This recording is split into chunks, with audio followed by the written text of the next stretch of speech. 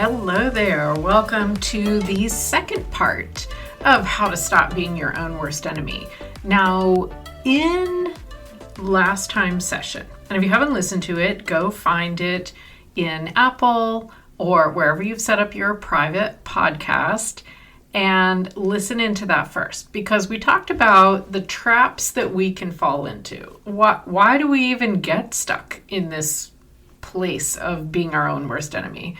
Why is that happening? So we answered that question in part one.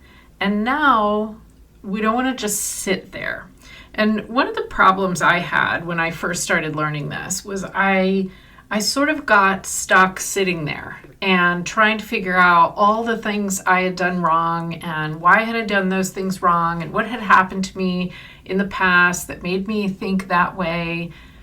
And while some of that is healthy, and maybe if you've had some trauma or you have some real issues that you need to work through, you might work with a therapist and do that. But there's a point where we don't want to just get stuck in the backwards, in the why, if that makes sense. There's a point where we can say, okay, I know all these reasons why my brain might go a little negative and might be a little self-critical. I accept that. Now let me see, what can I do? Let's move forward. And one of my coaches a while back said to me, and it always stuck with me, that this is the work. It's not as if we finish a course about self-talk and automatically forever and ever we got an A+ in the course and our self-talk is now going to be perfect. No, this is the work. We're always making little adjustments. And it gets easier. That's the good part. Okay, so what I want to say today is that words have power.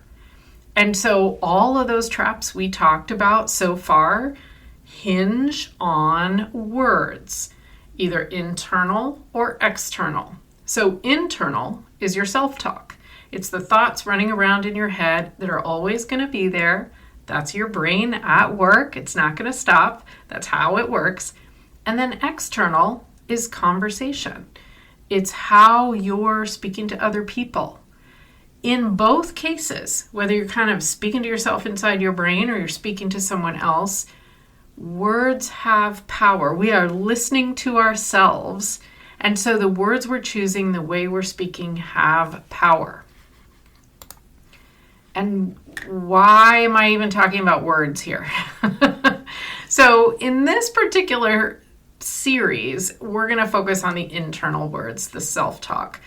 I think probably at some point I will do a separate series on external, meaning when we get into that habit of complaining all the time, what's that really doing? You can imagine not great things. But for now, let's focus on internal. So why am I focused on words? In every situation in life, every situation without exception, we have a story in our minds that we tell ourselves, and sometimes we tell other people. There's always a story that we're telling ourselves. There are thoughts running through our head explaining this situation. And whatever that story is inside our heads creates an emotion. And that emotion influences the actions we take. And of course, you know this, the actions we take create an outcome. What is the result? Well, it all started back with the story that we were telling ourselves inside our heads. So I'm going to talk us through this SSEAO cycle. Situation, story, emotion, action, outcome. Okay, so some examples. You want some examples? Let's go. Let's give you some examples. Let's say you're learning a new sport or a new activity. You have decided you're going to try pickleball, let's say. And what's going to happen is the situation is you're trying pickleball. The story is all the thoughts you have about it. Maybe you're telling yourself you're going to be great at this because you've always been good at sports. Maybe you're telling yourself the opposite of that. You're going to be terrible at this because you haven't really ever played sports. You're telling yourself you're not a quick learner. You're telling yourself the people that you ended up having to play with are not very nice, so that's going to make it not good. You're telling yourself it's a hot day, and on hot days we don't do well. There's all kinds of stuff going on in there, right? And whatever that stuff is going on in your head creates the way you feel about it. You might feel excited. You might feel nervous. You might feel a little bit trepidatious. You might feel frustrated. There's so many emotion words that we don't get to use that often.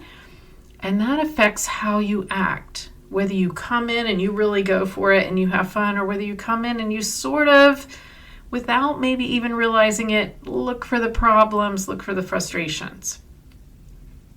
It could be that you're hitting some challenges in your business or in your job. We could talk through a similar thing. You tell yourself that, gosh, it always seems like I hit this type of challenge because I'm not good at dealing with blah, blah, blah. That creates a certain emotion, and that affects how you take action. This happens when we're trying a different eating plan or a different exercise plan, or you come home from an event or a get-together and you're feeling kind of low. Well, you're telling yourself a story about all those things. Let's say you went to a party. This actually happened to me, and it took me a while to figure it out. Let's say you went to a party and you had a nice time, you talked to a lot of people, and you came home and you were just kind of feeling blah. When this happened to me, I did not know what to make of it. Maybe I was tired, right? Like it'd been a long day. I went to the party. Maybe I was tired. Or maybe something that happened at that party, which really comes down to some story I told myself about that party, created this feeling. And so I just kind of sat with that, and I wondered about it, and I didn't put any pressure on myself trying to figure it out, but I wondered about it. And I realized that there had been a few people at the party that I had talked to that they hadn't made me feel great. And it wasn't really their fault. It was me telling myself that maybe I didn't fit in with them, and maybe I wasn't as cool as them or dressed as well. And so that made me feel like,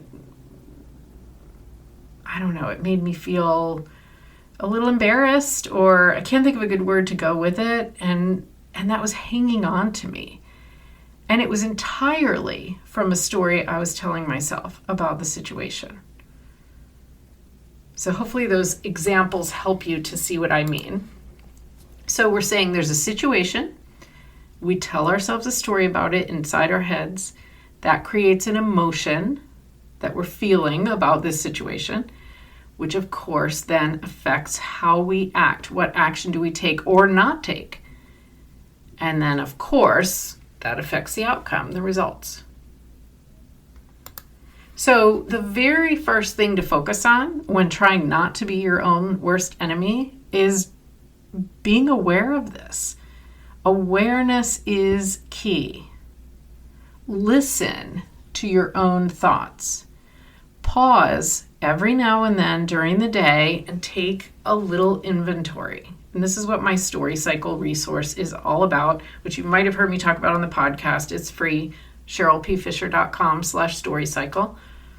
Listen to your own thoughts and just recognize, is there anything in there that I'm telling myself on a loop that might be not true or problematic or slanted in a way that's not helping me? Listen to your words in your conversations. Is there anything in there that's not true or slanted in a certain way that doesn't help me? Recognize when you feel defeated, feel nervous, feel embarrassed, and look for what was going on inside my head that created that. And look for patterns when this happens for you. Maybe it happens for you in certain situations kind of all the time or regularly. What is that pattern? What's going on there? So that's your activity to take with you after this episode. I want you to think about noticing once or twice a day what's running around in my head. Just pause, maybe put a little note on your computer, pause. What's going around in my head? I also want you to notice the good part. What lights you up? What situation, person, scenario do you often feel great about? And what are you telling yourself then? And how do you feel around various people in your life? Because we're going to start digging into that as well. So give those things some thought. Pause and observe what's going on in your head. And I'll see you on the next episode.